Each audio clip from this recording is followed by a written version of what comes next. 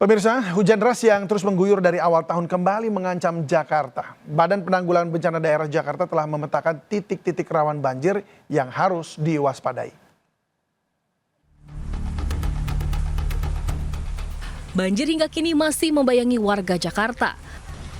Berdasarkan data terbaru BPBD tahun 2006, sejumlah wilayah tercatat sebagai daerah rawan banjir dan patut diwaspadai. Di Jakarta Barat, luapan Kali Angke dan Pesanggerahan mengancam kawasan Rawabuaya serta Kedaung Kali Angke. Tak jauh berbeda, Kampung Melayu dan Bidara Cina di Jakarta Timur tetap menjadi zona merah utama akibat air kiriman dari hulu. Sementara di pusat kota, masalah drainase masih mengintai kawasan Karetengsin dan Petamburan. Jakarta Selatan menjadi wilayah paling rawan terutama di Kelurahan Rawajati dan Pejaten Timur. Luapan Kali Ciliwung jadi penyebab utama wilayah ini tergenang. Bergeser ke utara, pola ancaman berubah. Bukan lagi hanya air kiriman, namun banjirop menjadi ancaman nyata di Pluit hingga Marunda. Sebagai upaya antisipasi, warga dihimbau agar selalu memantau posisi tinggi permukaan air melalui aplikasi Jaki dan menyiapkan tas siaga bencana. Pemerintah Provinsi DKI Jakarta juga telah menyiagakan ratusan pompa air untuk mempercepat surutnya genangan. Tim Liputan iNews melaporkan. Sejumlah wilayah di Bekasi kembali dikepung banjir sejak semalam hingga siang ini, terutama pemukiman di dekat bantaran kali. Warga mengaku lelah bertubi-tubi kebanjiran karena tidak ada tanggul kuat penahan banjir.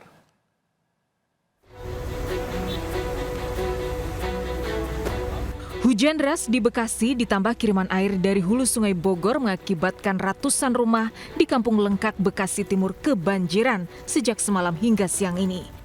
Rumah-rumah yang berada dekat bantaran kali terendam air setinggi 50 cm hingga 1 meter di titik terdalam. Warga sibuk mengamankan barang agar tidak rusak. Warga pun mengaku lelah karena rumah mereka selalu kebanjiran karena tidak ada tanggul di belakang permukiman. Sementara itu, sekitar 150 rumah di 2 RT Kampung Lebak, Bekasi Utara juga kebanjiran hingga siang ini. Banjir luapan Kali Bekasi ini mulai masuk rumah warga sejak semalam dan mencapai ketinggian 1,5 meter di titik terdalam.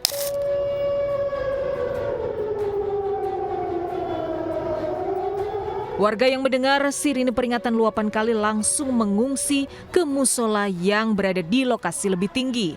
Namun beberapa warga memilih bertahan di lantai 2 rumah mereka. Kampung Lebak, Kelurahan Teluk Pucung, Bekasi Utara merupakan salah satu wilayah rawan banjir yang merupakan kiriman dari hulu Sungai Bogor, Jawa Barat. Banjir juga merendam permukiman Villa Indah Permai Bekasi Utara. Kedalaman air mencapai hampir 1 meter di titik terdalam. Akses jalan di beberapa RT terputus. Sebagian warga tidak bisa berangkat kerja dan bersekolah pagi tadi. Dari Bekasi, Jawa Barat, Tim Liputan iNews melaporkan. Ratusan warga memilih kembali mengungsi ke kolong jalan layang Pamanukan dan masjid usai banjir kembali merendam pemukiman mereka di Subang, Jawa Barat. Sementara di Cirebon, ribuan rumah di 2 kecamatan terendam banjir akibat air kiriman dari Majalengka.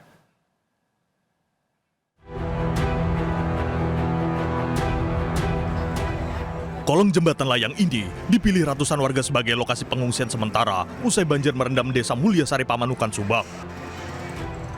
Banjir sedalam 1 meter kembali terjadi meski sehari sebelumnya air telah surut dan warga sudah melakukan bersih-bersih di rumah. Intensitas hujan yang tinggi sejak kemarin membuat banjir kembali datang. Hasil pendataan sementara, ada 3.000 rumah di 5 kecamatan yang terendam banjir, yaitu Kecamatan Pamanukan, Blanakan, Pusaka Nagara, Sukasari, dan Glegon Kulon. Warga pun berharap ada bantuan berupa selimut, susu bayi, popok bayi, hingga minyak kayu putih selama di pengungsian. Banjir juga merendam ratusan rumah di Kecamatan Gegesik dan Susukan, Kabupaten Cirebon. Banjir dipicu curah hujan tinggi serta kiriman dari hulu Majalengka menyebabkan Sungai Sirahlana tak mampu menampung. Salah satu lokasi yang parah terjadi banjir adalah Desa Bayalangu, di mana lebih dari 500 rumah warga kebanjiran. Namun warga enggan mengungsi, meski selama Januari ini sudah 3 kali mengalami banjir. Warga juga khawatir banjir susulan kembali terjadi karena dengan intensitas tinggi masih terus mengguyur Kabupaten Cirebon. Dari Subang dan Cirebon, Jawa Barat, Tim Liputan iNews melaporkan. Kita beralih ke informasi lain pemirsa, harga logam mulia Antam terus mencetak rekor baru. Harga emas kemarin bahkan menembus level 3 juta rupiah per gram.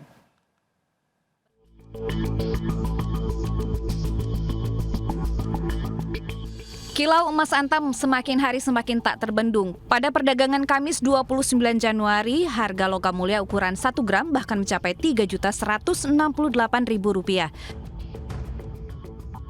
Sejak pertengahan tahun lalu, harga emas antam mulai merangkak naik. Bergeser jelang akhir tahun, 1 gram logam mulia antam di bulan Oktober 2025 mencapai puncak tertinggi yaitu Rp2,3 juta lebih per gram. Tak sampai di situ, kilau emas semakin tak terkejar, mencapai Rp3.003.000 pada Rabu 28 Januari 2026. Dengan demikian, harga emas antam saat ini mencapai rekor tertinggi sepanjang sejarah. Sejumlah pihak bahkan memprediksi harga logam mulia berpeluang semakin meroket dalam beberapa waktu ke depan. Tim Liputan iNews melaporkan. Ramai di media sosial maraknya penyalahgunaan gas tertawa atau nitrous oxide makin mengkhawatirkan. BNN BPOM RI mengingatkan gas tertawa memicu ketergantungan dan bisa berujung pada kematian.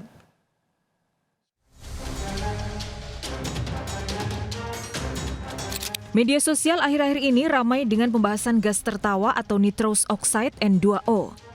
Secara legal di Indonesia, nitrous oxide memiliki fungsi di bidang medis sebagai obat bius, di bidang otomotif digunakan untuk menambah daya mesin kendaraan, dan di industri makanan NO2 digunakan untuk mengubah krim cair menjadi busa padat.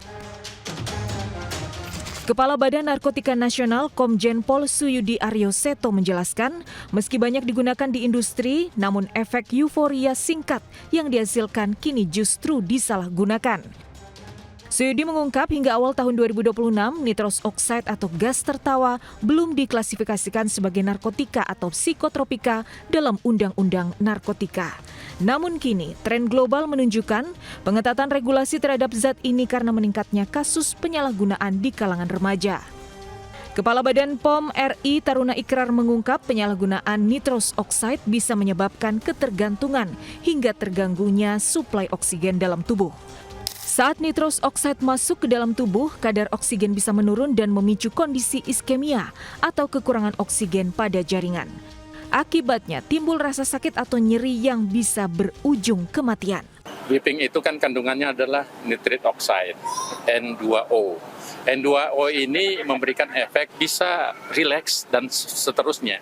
Tapi dampaknya dalam fase kualitas dan kapasitas tertentu dalam sistem darah kita, dia menimbulkan ketergantungan.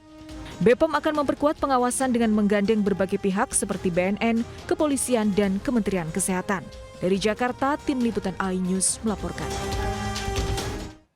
Ular piton berukuran cukup besar muncul di sekolah taman kanak-kanak di Bangkalan, Jawa Timur. Keberadaan kedua hewan melata tersebut bahkan sampai membuat jebol plafon salah satu ruangan sekolah.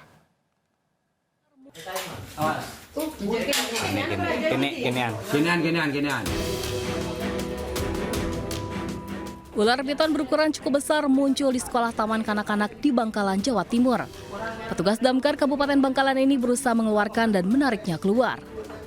Hewan yang juga dikenal sebagai sanca kembang ini memiliki ukuran lebih dari 4 meter. Namun tak hanya satu, petugas menemukan ular jenis yang sama dengan ukuran lebih kecil, yakni sekitar 2 meter. Temuan ini berawal saat ruangan guru sekolah tersebut hendak direnovasi karena beberapa plafonnya runtuh. Namun saat diperiksa pekerja, mereka malah dikagetkan dengan keberadaan ular piton. Petugas Damkar pun menghimbau agar masyarakat lebih waspada terhadap keberadaan hewan-hewan melata saat musim penghujan seperti saat ini, terutama jika permukiman berdekatan dengan area persawahan maupun perkebunan. Kedua ekor ular sanca yang diduga merupakan pasangan jantan dan betina ini pun kini masih diamankan di markas Damkar Bangkalan. Dari Bangkalan, Madura, Taufik Syahrawi, iNews melaporkan.